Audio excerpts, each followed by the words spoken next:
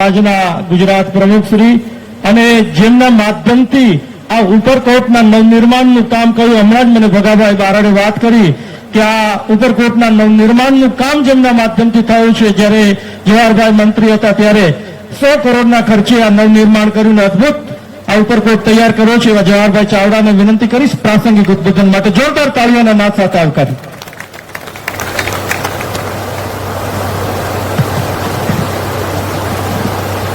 અહીં ઉપસ્થિત ગુજરાત સરકારના મંત્રી શ્રી અને મારા મોટાભાઈ મુળુભાઈ,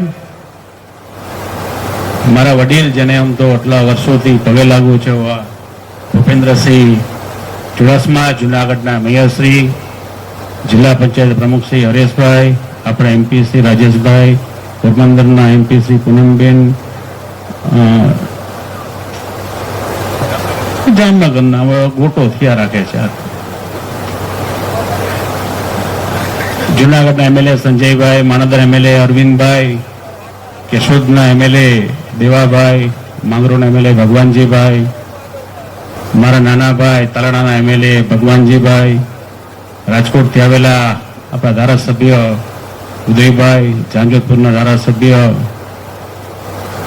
તો મારો નાનો ભાઈ હેમંત કહેવો પડે,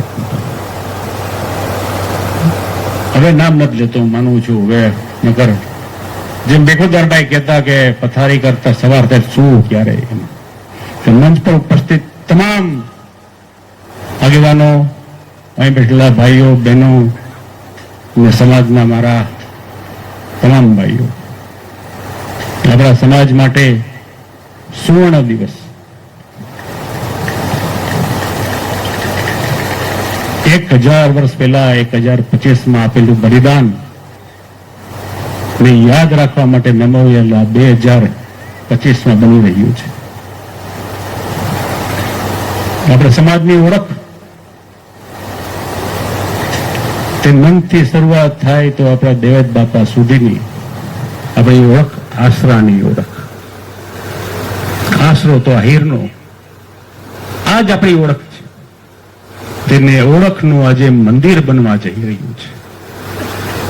આપણે આપેલું બલિદાન અને બલિદાન માટેની તે વખતની વ્યવસ્થા જે હતી તેમાં ફક્ત દીકરો સાચવવા માટે આપ્યો હતો કે જુનાગઢના રા વંશને સાચવવો છે ને મોઢે માનેલી બેન ને ફક્ત દીકરો સાચવો નહીં પણ સત્તા પાછી આપી વ્યાજ સાથે.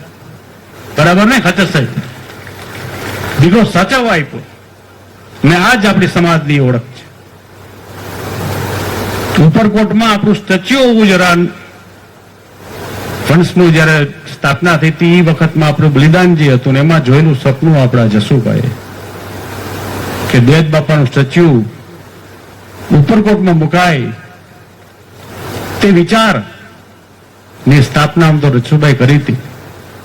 એ વખતના સમય સાથે આગળ વાત ચાલતી ગઈ. આપણા એ વખતના મેયર નીરુબેન, કેપ્ટન સાહેબ અને વટલો રસ્તો આપણે કાઢ્યો. ત્યારે ઉપરકોટમાં આપણે આવા જેવું નહોતું, આ જંગલ હતું, એ કવ્ય વાળું જગ્યા હતી મુળુભાઈ તે વખતની અંદર. એટલે સમાજનું નામ રહી જે પ્રમાણે આપણે તે વખતમાં સ્ટેચ્યુ જુનાગઢના આપણે બાયપાસ ચોકડી પર મૂક્યું હોય તો તે વખતે મગજમાં વાત રહી ગઈ હતી. ને તે વખતમાં આપેલું વચન મોડુભાઈ હકીકતમાં જસુભાઈને મેં આપેલું હતું કે સ્ટેચ્યુ મૂકવા દો અમને. પછી ઉપરકોટનો પ્રશ્ન પછી કરશું. દરમિયાન સમય સાથે પરિવર્તન થયું ને હું પ્રવાસન મંત્રી બહેનો ને મારું પોતાનું સપનું જુનાગઢનું તો આટલા વર્ષોથી આ ગામમાં જેમ મોટા થયા હોય ને મુરુભાઈ હું સ્કૂલમાં ભણતો સ્કૂલ એક્ઝેક્ટ ઉપરકોટની સામે હો, શારદા બાલ મંદિર 1 થી 4 હું અહીંયા જ ભણેલો છું ને અમારું ઘર અહીંથી કદાચ 150-200 મીટર દૂર. એટલે મગજમાં તે વખત વિચાર જુનાગઢ માટે કંઈક કરવું. હું મંત્રી બહેનો ને જે વિચાર એ વખતનો હતો તેનો અમલ કરવા નીકળ્યો ને એપ્રોક્સિમેટ 100 કરોડ આજુબાજુ ઉપરકોટના ડેવલપમેન્ટ પાર્ટ 1 ને પાર્ટ 2 અત્યારે આપણી સામે આખું ઊભું છે. આ સપનું મારું હતું. જેમ જસુભાઈ સપનું જોયું હતું પૂતળું મૂકવાનું, એમ મારું પણ એક સપનું હતું. આપણો ઇતિહાસ, આપણું બલિદાન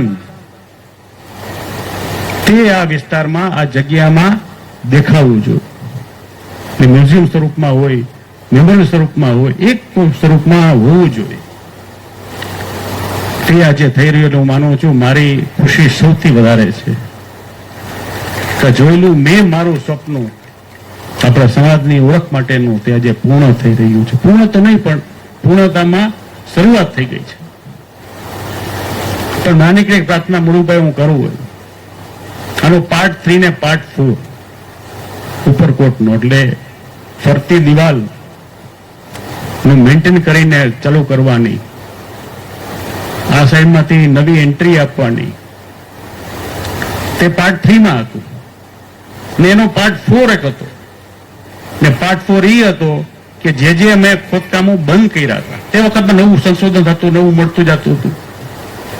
જે મળી કરી વાવ 1 હતી એની 2 થઈ ગઈ, નવું બાણું મળી ગયું આપણે એન્ટ્રીનું. રીક્રિએટિંગ જે આપણું મેલ જે હતો એ રીક્રિએટ કર્યું, રીકન્સ્ટ્રક્ટ કર્યું. મેં કદાચ ભારતનો સૌથી મોટો પ્રોજેક્ટ છે. પૂર્ણ કરવું હું તમને જવાબદારી સોંપું છું.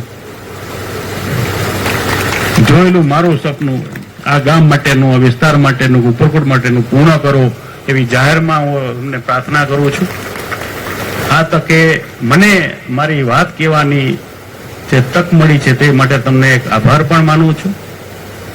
આપણા સમાજ માટેનો ગૌરવનો દિવસ 1000 વર્ષ આવી રહ્યો છે. સમાજની આશા તમે પૂરી કરી છે. સમાજ વતી પણ આપને આભાર માનું છું. તમારો બધાયનો ખૂબ ખૂબ આભાર.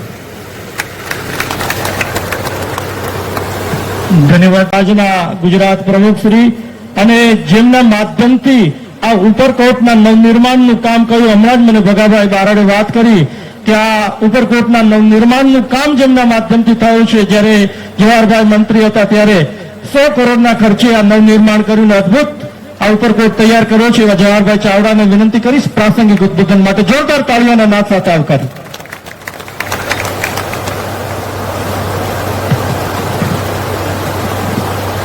અહીં ઉપસ્થિત ગુજરાત સરકારના મંત્રી શ્રી અને મારા મોટાભાઈ મુળુભાઈ, મારા વડીલ જેને આમ તો આટલા વર્ષોથી પગે લાગુ છે, ભૂપેન્દ્રસિંહ ચુડાસમા, જુનાગઢના મેયરશ્રી, જિલ્લા પંચાયત પ્રમુખ શ્રી હરેશભાઈ, આપણા એમપી શ્રી રાજેશભાઈ, પોરબંદરના એમપી શ્રી પૂનમબેન, જામનગરના ગોટો થયા રાખે છે, જુનાગઢના એમએલએ સંજયભાઈ, માણાવદર એમએલએ અરવિંદભાઈ, કેશોદના એમએલએ દેવાભાઈ, માંગરોળના એમએલએ ભગવાનજીભાઈ, મારા નાના ભાઈ તાલાણાના એમએલએ ભગવાનજીભાઈ, રાજકોટથી આવેલા આપણા ધારાસભ્ય ઉદયભાઈ, જાંજોધપુરના ધારાસભ્ય, તો મારો નાનો ભાઈ હેમંત કહેવો પડે, હવે નામ નથી લેતો, હું માનું છું હવે નકર જેમ બેખુદારભાઈ કહેતા કે પથારી કરતા સવાર થાય શું ક્યારે, મંચ પર ઉપસ્થિત તમામ આગેવાનો, અહીં બેઠેલા ભાઈઓ બહેનો અને સમાજના મારા તમામ ભાઈઓ, આપણા સમાજ માટે સુવર્ણ દિવસ. 1000 વર્ષ પહેલા 1025માં આપેલું બલિદાન ને યાદ રાખવા માટે મેમોરિયલ 2025માં બની રહ્યું છે. આપણા સમાજની ઓળખ તે મનથી શરૂઆત થાય તો આપણા દેવત બાપા સુધીની આપણી ઓળખ આશરાની ઓળખ. આશરો તો આહિરનો, આ જ આપણી ઓળખ છે. તેને ઓળખનું આજે મંદિર બનવા જઈ રહ્યું છે. આપણે આપેલું બલિદાન ને બલિદાન માટેની તે વખતની વ્યવસ્થા જે હતી તેમાં ફક્ત દીકરો સાચવવા માટે નહીં પોતો કે જુનાગઢના રાહ વંશને સાચવવો છે ને મોઢે માનેલી બેન ને ફક્ત દીકરો સાચવો નહીં પણ સત્તા પાછી આપી વ્યાજ સાથે. બરાબર ને ખાચર સાહેબ? દીકરો સાચવવા આપ્યો ને આ જ આપણી સમાજની ઓળખ છે. ઉપરકોટમાં આપણું સ્ટેચ્યુ હોવું જરા વંશનું જયારે સ્થાપના થઈ હતી એ વખતમાં આપણું બલિદાન જે હતું ને એમાં જોયેલું સપનું આપણા જસુભાઈ કે દેદ બાપાનું સ્ટેચ્યુ ઉપરકોટમાં મુકાય તે વિચાર ની સ્થાપના આમ તો રસુભાઈ કરી હતી ને એ વખતના સમય સાથે આગળ વાત ચાલતી ગઈ. આપણા એ વખતના મેયર નીરુબેન, કેપ્ટન સાહેબ ને વટલો રસ્તો આપણે કાઢ્યો. ત્યારે ઉપરકોટમાં આપણે આવા જેવું નહોતું. આ જંગલ હતું, એક અવ્યવહારુ જગ્યા હતી મોડુભાઈ તે વખતની અંદર. એટલે સમાજનું નામ રહી જે પ્રમાણે આપણે તે વખતમાં સ્ટેચ્યુ જુનાગઢના આપણે બાયપાસ ચોકડી પર મૂક્યું હોય તો તે વખતે મગજમાં વાત રહી ગઈ હતી ને તે વખતમાં આપેલું વચન મોડુભાઈ હકીકતમાં જસુભાઈને મેં આપેલું હતું કે સ્ટેચ્યુ મૂકવા દો અમને. પછી ઉપરકોટનો પ્રશ્ન પછી કરશું. દરમિયાન સમય સાથે પરિવર્તન થયું ને હું પ્રવાસન મંત્રી બહેનો ને મારું પોતાનું સપનું જુનાગઢનું તો એટલા વર્ષોથી આ ગામમાં જેમ મોટા થયા હોય ને મુરુભાઈ હું સ્કૂલમાં ભણતો એ સ્કૂલ એક્ઝેક્ટ ઉપરકોટની સામે હો, શારદા બાલ મંદિર 1 થી 4 હું અહીંયા જ ભણેલો છું ને અમારું ઘર અહીંથી કદાચ 150-200 મીટર દૂર. એટલે મગજમાં તે વખત વિચાર જુનાગઢ માટે કંઈક કરવું. હું મંત્રી બન્યો ને જે વિચાર એ વખતનો હતો તેને અમલ કરવા નીકળ્યો ને એપ્રોક્સિમેટ 100 કરોડ આજુબાજુ ઉપરકોટનો ડેવલપમેન્ટ પાર્ટ 1 ને પાર્ટ 2 અત્યારે આપણી સામે આખું ઊભું છે. આ સપનું મારું હતું. જેમ જસુભાઈ સપનું જોયું હતું પૂતળું મૂકવાનું, મારું પણ એક સપનું હતું આપણો ઇતિહાસ, આપણું બલિદાન તે આ વિસ્તારમાં આ જગ્યામાં દેખાવું જોઈએ. મ્યુઝિયમ સ્વરૂપમાં હોય, મેમોરિયલ સ્વરૂપમાં હોય, એક સ્વરૂપમાં હોવું જોઈએ. તે આજે થઈ રહ્યું હું માનું છું મારી ખુશી સૌથી વધારે છે કે જોયેલું મેં મારું સપનું આપણા સમાજની ઓળખ માટેનું તે આજે પૂર્ણ થઈ રહ્યું છે. પૂર્ણ તો નહીં પણ પૂર્ણતામાં શરૂઆત થઈ ગઈ છે. પણ નાની એક પ્રાર્થના મુરુભાઈ હું કરું હોય આનો પાર્ટ 3 ને પાર્ટ 4 ઉપરકોટનો એટલે ફરતી દિવાલ મેન્ટેન કરીને ચાલુ કરવાની, આ સાઈડમાંથી નવી એન્ટ્રી આપવાની તે પાર્ટ 3 માં હતું ને એનો પાર્ટ 4 એક હતો ને પાર્ટ 4 એ હતો કે જે અમે ખોદકામો બંધ કર્યા હતા તે વખતમાં નવું સંશોધન થતું, નવું મળતું જતું હતું. જે મળી કરી વાવ 1 હતી એની 2 થઈ ગઈ, નવું બાણું મળી ગયું આપણે એન્ટ્રીનું.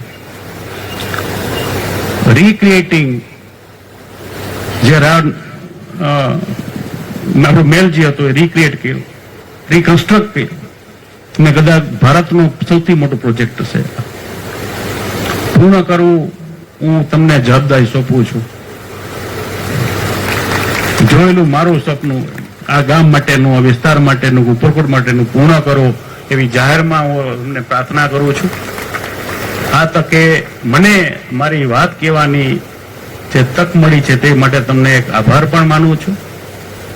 આપણા સમાજ માટેનો ગૌરવનો દિવસ 1000 વર્ષ આવી રહ્યો છે. સમાજની આશા તમે પૂરી કરી છે. સમાજ વતી પણ આપને આભાર માનું છું. તમારો બધાનો ખૂબ ખૂબ આભાર. ધન્યવાદ.